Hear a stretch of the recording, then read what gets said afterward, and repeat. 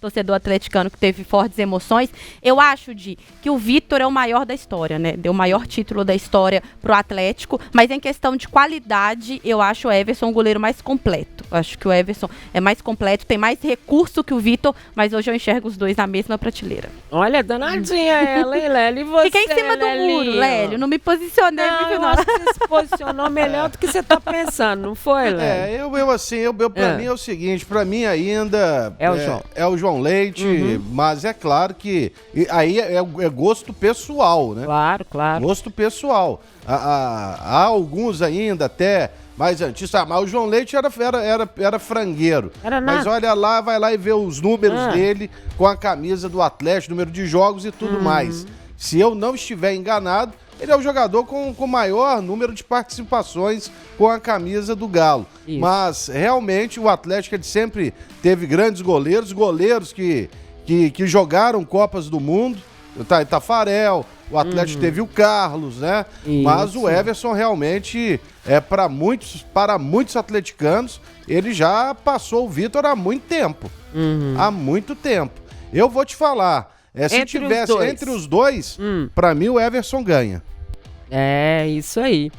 Ó, eu tenho uma opinião muito parecida com a da Mabi, que eu acho isso. O Everson foi importante. O Everson é ótimo. O Vitor foi importantíssimo na conquista da Libertadores, né? O Atlético estava com uma questão de goleiros na época. Eu lembro até quando ele foi anunciado, que foi com o próprio Cuca, né? Que ele chegou.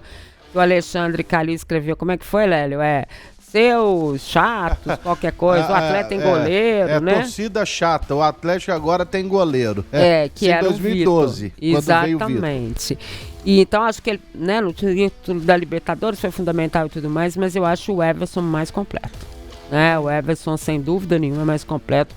E eu fico com o Everson. E acho que o Vitor, se for perguntar, também vai ficar com o Everson.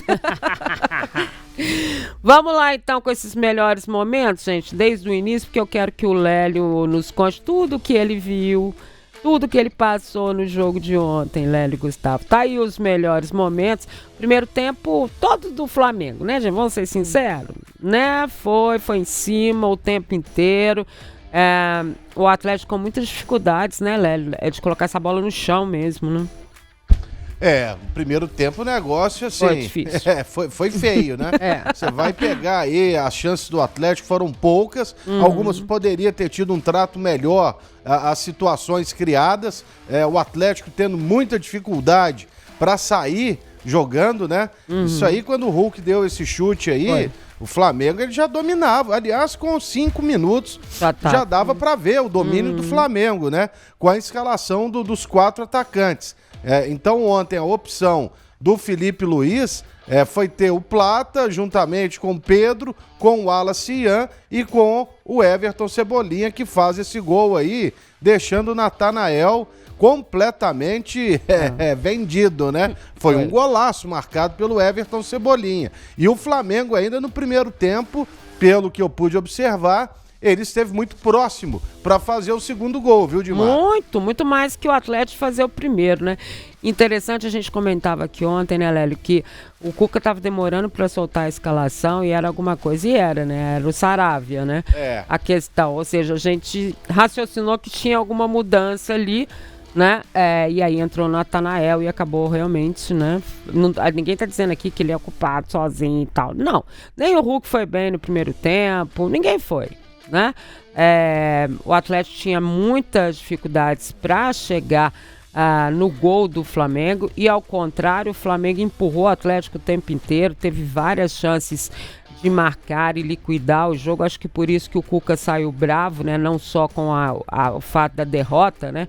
Mas também como que o Atlético conseguiu ter tantos problemas com o Flamengo. E eu vou dizer uma outra coisa, Lélio. Molharam tanto esse campo, e aí eu acho que por causa do Flamengo, que não gosta de jogar em campo sintético, que quem estava escorregando era o Atlético, né?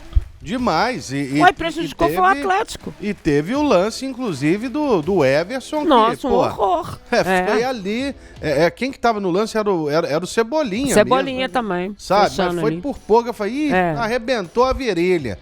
Aí não, parece que deu um problema na coxa, mas ele não sentiu tanto assim. E sem contar, o Lianco também, uma hora, escorregou. Também. Todo mundo, o Hulk teve escorregão. O próprio Hulk, enfim.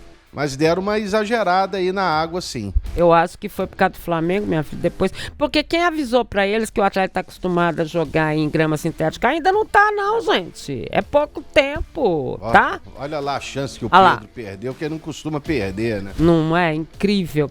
E o próprio goleiro Everson reclamou com o preparador dele de goleiros, que até vai estar com a gente aqui daqui a pouquinho, que tava muito escorregadio. Muito escorregadio.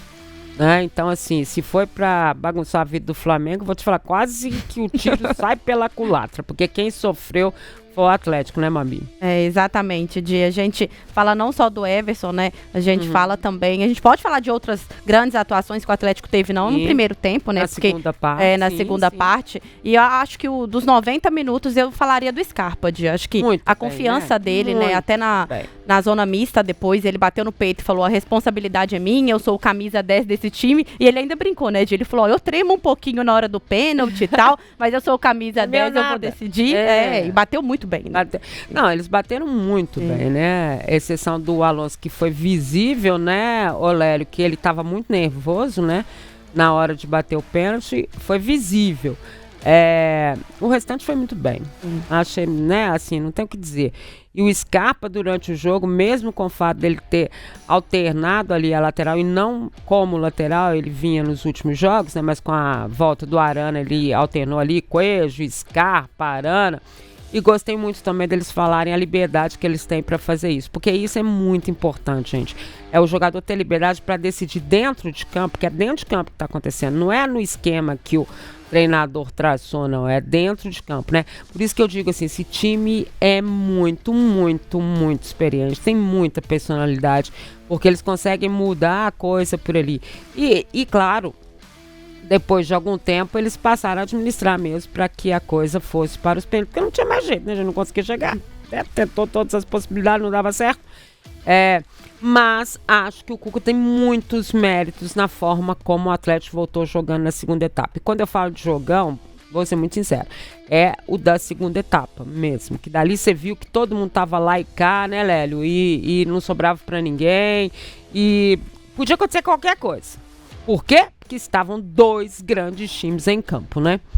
Sem dúvida alguma. E aí, até o próprio Felipe Luiz mexe, o Cuca também, além da entrada do Saravia, né? Já voltando do intervalo no lugar do Natanael, aí depois ele mudou ali uma situação, né? Quando ele colocou o Dudu e o Alexander, foram as suas últimas modificações, que ele tirou o Arana e o Coelho, aí ele voltou o Scarpa para a lateral esquerda. Exatamente. E ele já tinha tirado o Rony para colocar o Biel e o Igor Gomes no lugar do Gabriel Menino. Eu até, quando vi o Igor Gomes, eu pensei que o Arana fosse sair antes. Também achei, e voltar, né, o esquema. Né? Mas aí voltou e o Atlético até sofre menos, né, na reta final. E isso tudo foi depois daquele lance até do Wallace Young, que se fizesse o segundo gol ali, ia ser complicado pro Atlético. E o próprio Flamengo mexeu, colocou a Arrascaeta,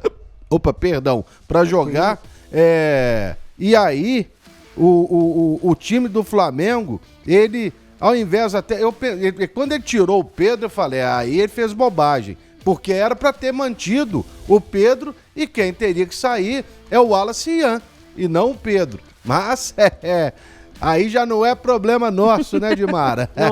Meu filho, aí você se vira, tá? O Pedro é pra tirar em último caso. Também acho. Tem jeito. Ele errou, né? Aliás, a cobrança em cima dele foi muito grande no vestiário, né? Profissionais, colegas, né? Muito profissionais que não são torcedores, né? Colegas mesmo. Profissionais falando pra ele dar substituições de tudo como foi feito. É uma cobrança normal, gente, é cobrança.